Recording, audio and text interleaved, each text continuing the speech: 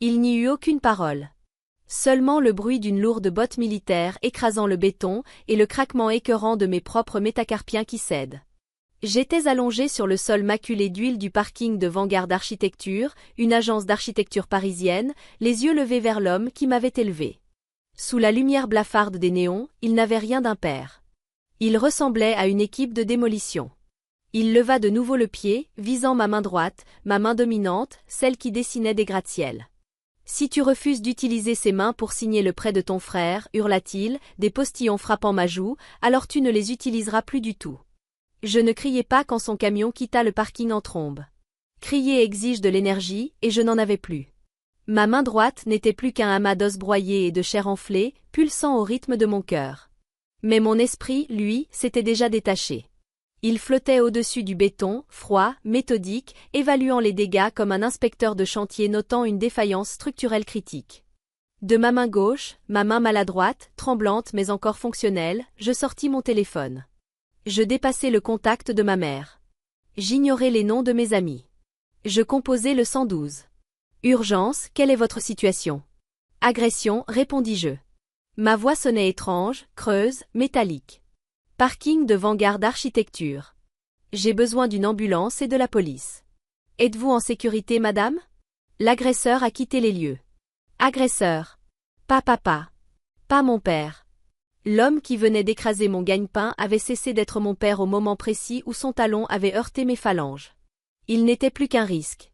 Le trajet en ambulance fut un flou de gyrophares et d'odeurs d'antiseptique. Je refusai le sédatif que le secouriste me proposa. Je dois rester lucide. Pendant qu'il immobilisait mon bras sur une attelle, je déverrouillai encore mon téléphone.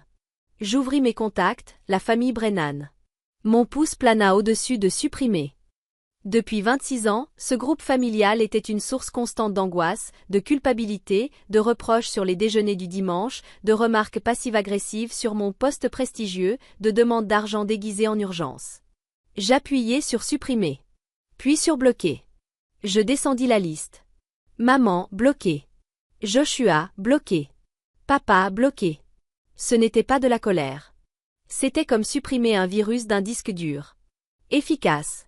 Nécessaire. Silencieux. À l'hôpital, la médecin des urgences était une femme aux yeux fatigués mais bienveillants, un dossier à la main. Elle découpa délicatement ma manche, révélant l'enflure violacée qui remontait jusqu'à l'avant-bras. Elle inspira entre ses dents. Ma chérie. Vous êtes tombée? C'était un accident? Elle m'offrait la porte de sortie. Le scénario social habituel où l'on fait semblant que les familles ne se brisent pas les os entre elles. Mon regard se posa sur les ruines de ma main. L'instrument de ma création. La main qui avait dessiné les plans de la nouvelle médiathèque municipale. La main qui payait mon crédit immobilier. La main qui avait couvert le loyer de mon frère pendant 3 ans. Non, dis-je. Le mot fut dur, net. Ce n'était pas un accident. C'était une tentative de mutilation. La médecin se figea. Une mutilation? Mon père a fait ça. Je récitai les faits comme si je lisais un plan d'exécution. Il l'a fait parce que j'ai refusé de me porter caution pour un prêt frauduleux destiné à mon frère. Il a visé ma main dominante pour compromettre ma capacité à travailler. C'était une attaque calculée pour imposer une soumission financière. Je soutins son regard avec le détachement professionnel que je réservais d'ordinaire aux entrepreneurs du bâtiment. Je n'ai pas besoin d'assistante sociale. Ni d'aumônier. J'ai besoin d'un officier de police avec un carnet. Et j'ai besoin que vous consigniez chaque fracture avec un maximum de précision. Pouvez-vous faire cela? La pitié disparut de son visage, remplacée par un respect professionnel. Oui. Bien. Je reposai la tête contre l'oreiller.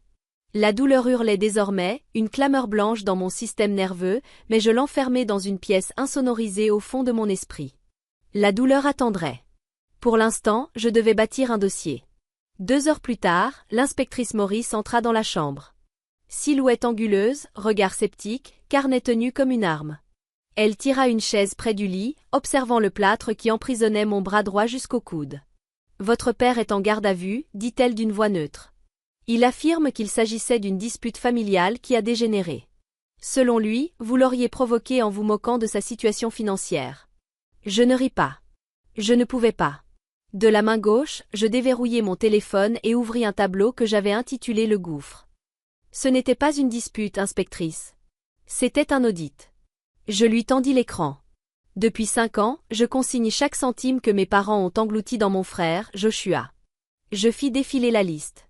Loyer d'appartement qu'il a dégradé. Frais d'avocat pour des conduites en état d'ivresse dont il n'a rien appris. Investissement dans des projets qui ont disparu en un week-end. Je pointai le total en bas de l'écran. 56 400 €. Voilà le coût de l'existence de mon frère à ce jour. Mes parents n'ont ni épargne ni retraite. Ils ont Joshua. L'inspectrice Maurice examina les chiffres, les sourcils froncés. Et c'est pour cela qu'il vous a agressé? Parce que vous lui avez montré ces chiffres. Non, rectifiai-je. Il m'a agressé parce qu'il voulait ajouter 20 000 € de plus au gouffre. J'expliquai. Joshua avait décidé qu'il était entrepreneur en crypto-monnaie. Il lui fallait 20 000 € de capital de départ. Mon père, dont le crédit était déjà ruiné à force de sortir Joshua de ses désastres, ne pouvait plus obtenir de prêt. Alors il s'est tourné vers le seul actif qui lui restait, moi. Il est venu avec les documents jusque dans le parking de mon bureau, chez Vanguard Architecture. Le souvenir a un goût de bile. Il ne m'a pas demandé de signer. Il m'a ordonné de le faire. Selon lui, c'était mon devoir. Il disait que j'accaparais ma réussite pendant que mon frère mourait de faim. L'inspectrice Maurice soupira, refermant un instant son carnet. Je vois ça souvent. Les parents protègent celui qui échoue et punissent celui qui réussit. Mais vous brisez la main? Ce n'est pas seulement de la protection, inspectrice. C'était une vérité qui m'avait pris des années à comprendre. Mes parents ne se sont pas contentés de gâter Joshua. Ils l'ont handicapé. Je respirai, sentant une douleur sourde dans mes côtes. Ils ont créé une fabrique d'impuissance acquise. Ils n'ont pas élevé un fils. Ils ont élevé un animal domestique. En ne le laissant jamais échouer, en l'empêchant de subir les conséquences de sa propre stupidité, ils ont fait en sorte qu'il ne puisse jamais réussir. Son incompétence n'est pas une anomalie du système. C'est sa fonction principale. Ils ont besoin qu'il soit dépendant pour se sentir parent. Et ils ont besoin que je sois la banque pour se sentir pourvoyeur. Je désignai mon plâtre. Aujourd'hui, j'ai fermé la banque. J'ai refusé de signer. J'ai dit que je ne paierais plus une seule brique au monument de l'échec de Joshua. C'est là qu'il a explosé. Il ne m'a pas frappé par colère. Il m'a frappé parce que j'ai brisé la machine. L'inspectrice Maurice rouvrit son carnet, son stylo filant sur le papier. Vous êtes prête à témoigner de tout cela? La coercition financière, l'historique? Inspectrice, répondis-je en m'enfonçant dans les oreillers stériles, je ne me contente pas de témoigner. Je fournis les preuves. La première tentative d'arrangement arriva dès le lendemain matin. Pas par avocat. Sur mon paillasson. Un chèque personnel de 6 000 € attaché à un mot manuscrit sur papier fleuri. Pour tes frais médicaux. Retire ta plainte. Ne détruis pas l'avenir de Joshua. Je fixai la somme. 6 000 €. Voilà combien valait ma sécurité à leurs yeux. Moins que l'acier structurel d'un seul balcon que je commande pour un chantier. Je ne touchai pas le chèque à main nue. Avec une pince, je le glissai dans un sachet plastique pour pièce à conviction. Étiquette, pièce D, tentative de corruption. Il tentait de réparer une fissure porteuse avec du ruban adhésif et il s'attendait à ma gratitude. Je retournai travailler. Vanguard Architecture était mon sanctuaire, ligne nette, teinte sobre, ordre absolu. Je dirigeais les plans de la nouvelle médiathèque municipale de la main gauche, mon bras droit enfermé dans un plâtre blanc rigide. Il pesait lourd, comme une armure que je n'avais pas choisie, mais que je refusais désormais d'enlever. À 10 heures, le silence du hall vola en éclats. Je l'entendis avant de la voir. La voix de ma mère, aiguë, paniquée, résonnait contre le marbre poli. Je suis sa mère. Vous ne pouvez pas m'arrêter. Je m'avançai jusqu'à la balustrade vitrée de la mezzanine. Michel se tenait en bas, le visage rouge, en pleine dispute avec l'agent de sécurité. Quand elle leva les yeux vers moi, son expression passa du désespoir à une fureur terrifiante, sûre de son bon droit. « Anna !» hurla-t-elle en me pointant du doigt. « Descends tout de suite. Comment as-tu osé? Comment as-tu osé mettre ton père en cage ?» Tout le cabinet s'immobilisa. Les associés sortirent de leur bureau. Les jeunes architectes figèrent leurs stylos au-dessus des tables à dessin. Ma mère traînait le chaos dysfonctionnel de ma vie privée au cœur de la géométrie impeccable de ma carrière. Je descendis les escaliers. Sans courir. Avec la lenteur méthodique d'un inspecteur de chantier constatant une infraction. « Vous devez partir, Michel, dis-je. Je ne l'appelais pas maman. Vous êtes en intrusion. En intrusion? S'étrangla-t-elle en fonçant vers moi. Je t'ai mise au monde, petite ingrate égoïste. Elle frappa. Ce n'était pas un coup calculé comme celui de mon père. C'était un geste paniqué, désordonné. Sa paume s'écrasa sur ma joue gauche. Le bruit claqua dans le hall silencieux comme un coup de feu. La sécurité la maîtrisa une seconde plus tard, bras tordus derrière le dos. Mais le mal était fait. Ma joue brûlait. Ma détermination, elle, venait de devenir indestructible. Elle ne venait pas de gifler sa fille. Elle venait d'agresser une architecte principale sur son lieu de travail. Elle venait de me remettre le dernier permis nécessaire à la démolition. Appelez la police, dis-je à l'agent. Et ajoutez cela au dossier. 1 heure plus tard, j'étais assise dans le bureau de Rebecca Stone. Dans les milieux juridiques, on la surnommait la déchiqueteuse. Une femme qui ne se contentait pas de gagner ses procès, elle démantelait l'adversaire. Je posai le sachet contenant le chèque sur son bureau en acajou. Puis je désignai la marque rouge qui s'estompait sur ma joue. Je ne veux pas une simple ordonnance d'éloignement. Je veux un audit judiciaire complet de leur existence. Rebecca observa le chèque, puis mon plâtre. Elle sourit, un sourire sans douceur. Le sourire d'un prédateur devant une proie déjà blessée. Nous n'allons pas seulement vous défendre, Anna. Nous allons tout assigner. Relevé bancaire, historique téléphonique, message sur 5 ans. S'ils ont acheté un paquet de chewing-gum avec de l'argent qui aurait dû vous revenir, je veux le savoir. Je regardais la ligne d'horizon parisienne par la fenêtre. Toute ma vie, j'ai construit. Mais pour la première fois, j'étais prête à balancer la boule de démolition. Détruisez tout, dis-je. Réduisez tout en cendres. Dans le monde juridique, les semaines précédant un procès s'appellent la phase de communication des pièces. Dans le mien, on appelle cela l'excavation. C'est le moment où l'on creuse le sol pour révéler ce qui se cache sous la surface avant de couler les fondations. Et comme sur tout chantier, quand on creuse, on finit presque toujours par tomber sur quelque chose qui pourrit sous la terre. 2 semaines après le début de la procédure, la police exécuta un mandat de perquisition au domicile de mes parents. Ils saisirent l'ordinateur portable de mon père, la tablette de ma mère et le téléphone intelligent de Joshua. Un mardi après-midi, Rebecca Stone me convoqua dans son bureau. Les stores étaient baissés. Un grand écran mural diffusait une lueur bleutée. « Vous devez voir cela, dit-elle. » Sa voix n'avait plus cette ironie de requin. Elle était plate. Grave. Elle désigna l'écran. Nous avons trouvé un fichier vidéo sur l'espace de stockage en ligne de Joshua. Enregistré le jour de l'agression.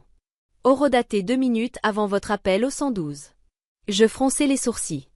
Il n'y avait aucune caméra de surveillance dans ce coin du parking. C'était précisément pour cela que mon père l'avait choisi. Ce n'est pas une caméra de sécurité, répondit Rebecca. Elle cliqua. L'image tremblotante apparut. Filmée à la verticale. Encadrée par la sellerie sombre d'un habitacle. Il me fallut une seconde pour comprendre. C'était la vue depuis la banquette arrière du camion de mon père. Mon estomac se noua. Joshua n'était pas chez lui à attendre l'argent. Il était là. Assis à l'arrière, derrière les vitres teintées. À regarder. À l'écran, je vis mon père descendre du siège conducteur. Je me vis m'approcher du véhicule. On entendait des éclats de voix étouffés. Montez le son, murmurai-je. Rebecca augmenta le volume. L'audio, capté depuis l'intérieur, était d'une netteté glaciale. Mais ce ne fut pas la voix de mon père qui me glaça le sang. Ce fut la respiration de mon frère. Lourde. Excitée. Puis il parla. Il ne suppliait pas mon père d'arrêter. Il ne tendait pas la main vers la poignée pour aider sa sœur. Il zoomait. Vas-y, papa, chuchota Joshua sur l'enregistrement, la voix saturée d'adrénaline. Fais en sorte que ça paraisse vrai. Frappe-la. À l'écran, la botte de mon père s'abattit sur ma main. Je sursautai, pourtant en sécurité dans le cabinet d'avocate. Voilà, ricana Joshua d'un ton sombre. Ça, c'est l'image qui vaut de l'or. La vidéo s'interrompit brusquement. Il avait sans doute baissé son téléphone pour le dissimuler avant que mon père ne remonte. Le silence envahit la pièce. Un silence lourd, suffocant. Je fixai l'écran noir. Toute ma vie, j'avais cru au récit que mes parents m'avaient vendu. Joshua était faible. Fragile. Un oiseau doré qu'il fallait protéger du monde. Je pensais qu'il le gâtait par excès d'amour. C'était faux. Il ne filmait pas pour vous aider, dit doucement Rebecca en lisant la révélation sur mon visage. Non. Le mot avait un goût de cendre. Il filmait pour se constituer une assurance. Une preuve. Le reçu du sociopathe. Joshua savait que s'il possédait une vidéo montrant son père commettre un crime, il n'aurait plus jamais besoin de demander de l'argent. Plus de prêts. Plus de supplications. Il lui suffirait de menacer d'envoyer la vidéo à la police. Ou à l'administration des pensions militaires de mon père. Pendant 20 ans, mes parents m'avaient sacrifié pour nourrir leur fils, persuadés de protéger un enfant vulnérable. Ils n'avaient pas élevé un enfant. Ils avaient élevé une vipère. Et elle était restée tapie dans les hautes herbes de la banquette arrière, attendant le moment parfait pour planter ses crocs dans la main qui la nourrissait. Je regardais Rebecca. Pour la première fois depuis l'agression, je ne me sentais plus victime. Je me sentais procureur, arme fumante en main. Ce n'est pas un témoin, dis-je, la voix tremblante de rage. C'est un complice. Et un maître chanteur. Exact, répondit Rebecca en s'adossant à son fauteuil. Cette vidéo ne condamne pas seulement votre père, Anna. Elle pulvérise le mythe familial. Il pense former un bloc contre vous. Attendez que votre père voie cela. Je me levai. Ma main brisée pulsait, mais différemment. Ce n'était plus seulement une blessure. C'était l'appât qui avait attrapé le serpent. Quand leur montre-t-on? Demandai-je. Rebecca sourit. Cette fois, son sourire était terrifiant. Nous le gardons pour le contre-interrogatoire. Le procès dura 3 jours. La démolition, 3 minutes. C'était la durée du fichier vidéo que Rebecca diffusa devant le jury. L'avocat de la défense de mon père avait passé la matinée à tenter d'étayer une structure qui s'effondrait. Il avait présenté Robert comme un homme sous pression, poussé à bout par une fille ingrate refusant d'aider sa famille en difficulté. Un regrettable moment d'égarement, disait-il. Il voulait faire passer l'agression pour une fissure isolée dans des fondations par ailleurs solides. Puis Rebecca se leva. Elle ne fit pas de déclaration liminaire. Elle déposa simplement la pièce géodossier. Et appuya sur lecture. Les écrans de la salle d'audience s'illuminèrent. L'image tremblotante depuis la banquette arrière emplit la pièce. La respiration lourde de mon père. Son pas quittant le véhicule. Puis la voix du caméraman. Vas-y, papa. Fais en sorte que ça paraisse vrai. Sur le banc des accusés, mon père se figea. Il n'avait jamais vu cela. Rebecca avait gardé l'enregistrement pour l'embuscade. Il se regarda écraser ma main. Puis il entendit son fils adoré, son garçon en or, ricaner. Ça, c'est de l'argent assuré. Lentement, Robert tourna la tête vers le public. Il chercha Joshua du regard. Pendant 28 ans, il avait sacrifié sa retraite, sa solvabilité et sa fille pour protéger ce garçon. Et à cet instant précis, il comprit. Il n'avait pas élevé un fils. Il avait élevé un parasite. Et ce parasite était en train de se nourrir de lui. Joshua refusa de croiser son regard, se recroquevillant sur son siège comme un rat pris dans le faisceau d'une lampe. La vidéo s'acheva. Le silence dans la salle d'audience fut total.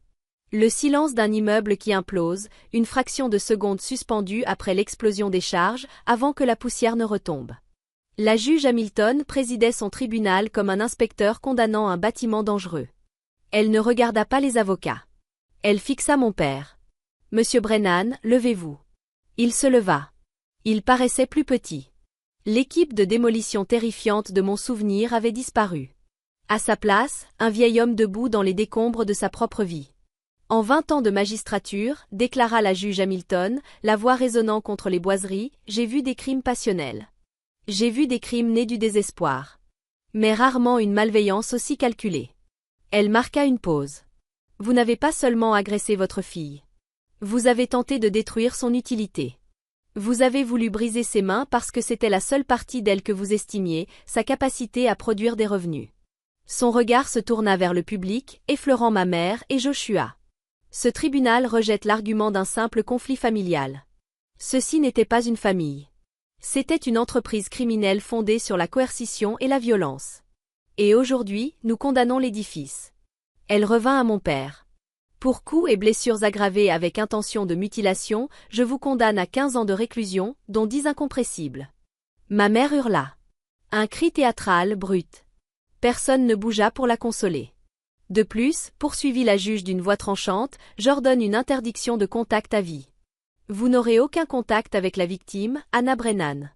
Ni par téléphone, ni par courrier, ni par intermédiaire.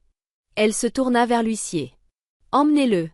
Les agents s'approchèrent, menottant le poignet qui avait brisé le mien.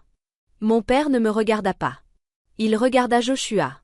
Son visage n'exprimait pas la tristesse, mais la lucidité terrifiante d'un homme qui comprend qu'il a été dévoré par sa propre création. Dans le public, les policiers interpellèrent Joshua sur le champ pour chantage et complicité d'agression, sur la base de la vidéo. Ma mère sanglotait, agrippée aux uniformes, regardant son monde se dissoudre. Je restai près du banc de l'accusation. Mon plâtre pesait encore sur mon bras. Mais ma poitrine était légère. Je ne souris pas. Je ne triomphais pas. Je regardais simplement. J'étais l'architecte de cet instant. J'avais tracé les plans, coulé le béton, signé les autorisations. Et tandis que la famille Brennan s'effondrait en poussière et en menottes, je ressentis la seule chose qui comptait. Structure, stabilité, paix.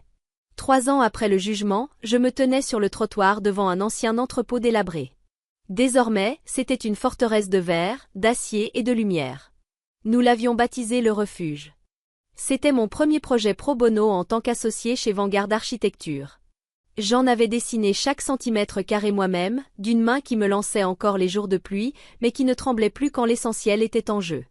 C'était un centre d'accueil pour survivantes de violences domestiques. Mais il n'avait pas l'apparence d'un refuge. Il ressemblait à une citadelle. Je l'avais conçu impénétrable de l'extérieur, inondé de lumière à l'intérieur. Un lieu où reconstruire ses fondations sans craindre la démolition. Je coupai le ruban de la main droite. Une fine ligne blanche traverse mes phalanges, cicatrice de l'os éclaté. Elle ne me rappelle pas la douleur. Elle me rappelle l'épreuve de résistance que j'ai survécue. On me demande souvent si je suis heureuse, maintenant que justice a été rendue. On imagine qu'envoyer mon père en prison et voir ma mère et mon frère affronter les conséquences fut un défilé de victoire. On voudrait m'entendre dire que je suis triomphante. La vérité est plus silencieuse. En médecine, il existe une notion appelée membre fantôme.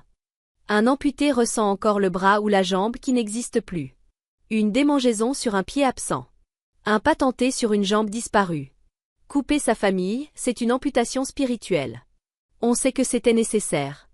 On sait que le membre était gangrené, qu'il pourrissait et empoisonnait le reste du corps. On sait que sans cela, l'infection aurait tué. Mais cela n'empêche pas de sentir le manque. Je le ressens le matin de Noël, quand mon téléphone reste muet. Je le ressens le dimanche, en croisant des familles attablées en terrasse. Je ressens le silence là où régnait autrefois le chaos. Longtemps, j'ai confondu ce silence avec la solitude. Alors je l'ai analysé comme j'avais analysé les finances de mon père. Et j'ai compris. Ce n'était pas la solitude. C'était la paix. Le silence n'était pas vide. Il était propre. C'était le calme d'une maison bâtie sur le roc, sans termites dans les murs ni fissures dans la cave. Mon père purge la 3e année de sa peine sur 15. Mon frère est sous probation, employé au salaire minimum, son casier judiciaire lui fermant les raccourcis qu'il croyait mériter. Ma mère vit seule, prisonnière des ruines du mythe familial qu'elle voulait tant protéger. Et moi, je suis ici, debout dans la lumière d'un bâtiment que j'ai créé. Je déverrouillai la porte du refuge. Le mécanisme d'acier s'ouvrit avec un déclic solide, satisfaisant. Je franchis le seuil. L'air sentait la peinture fraîche et les possibles neufs.